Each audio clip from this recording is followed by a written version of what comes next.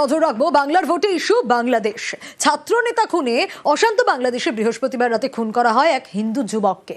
সেই প্রসঙ্গ টেনে নদিয়ার সভায় তৃণমূলের বিরুদ্ধে সুর চড়ালেন বঙ্গ বিজেপির নেতারা।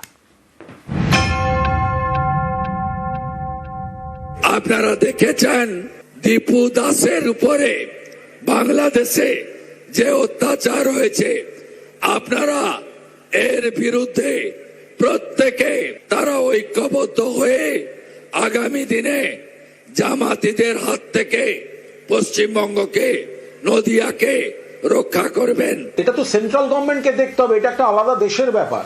শুভেন্দু অধিকারী তিনি কেন্দ্রীয় সরকার আর নরেন্দ্র মোদীর কাছে কৈফিয়ত চান।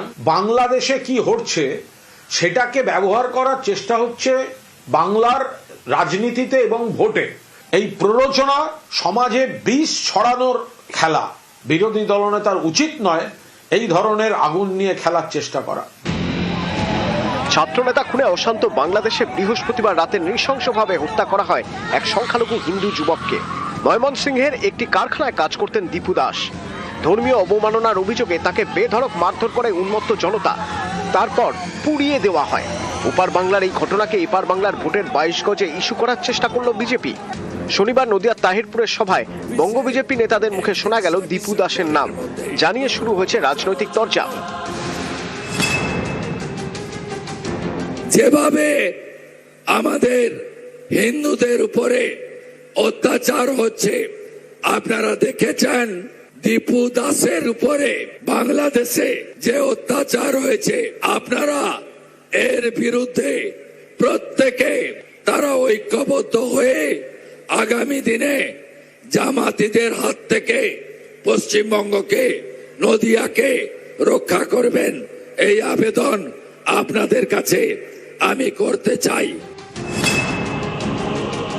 দীপু দাসের মর্মান্তিক মৃত্যু আমরা তো সবাই নিন্দা করছি, কিন্তু এটা তো সেন্ট্রাল গভর্নমেন্টকে দেখতে হবে, এটা একটা আলাদা দেশের ব্যাপার।